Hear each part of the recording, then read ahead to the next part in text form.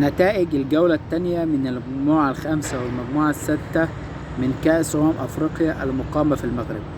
اتلعبت 4 مباريات. أول مباراة كانت ما بين المنتخب الموزمبيقي ومنتخب الجابون، وقدر ان يفوز منتخب موزمبيق على الجابون 3-2 ويحقق اول 3 بونت في البطولة، وبيظل الجابون عنده 0 من النقاط.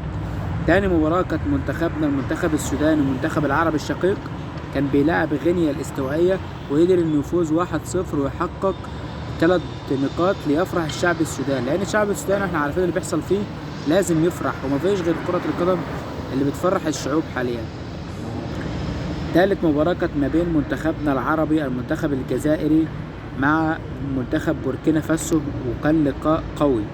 قدر ان يسجل رياض محرز من ضربة جزاء في الدقيقة 22 1-0، وضيع ابراهيم مازا كمية انفرادات في الشوط الثاني، بس الجزائر قدرت تحافظ على 1-0 وقدرت تكسب 3 بونت، بقى عندها 6 بونت واتأهلت لدور 16 الدور القادم. الماتش الرابع كان ماتش القمة، ماتش كلاسيكو القرى الأفريقية، كان ما بين منتخب الكوت ديفوار ومنتخب الكاميرون، اللي كان نجوم في أرض الملعب ونجوم في المدرجات بيتفرجوا عليه. كان نجوم في المدرجات كان كيليان امبابي، كوندي، تشاوميني.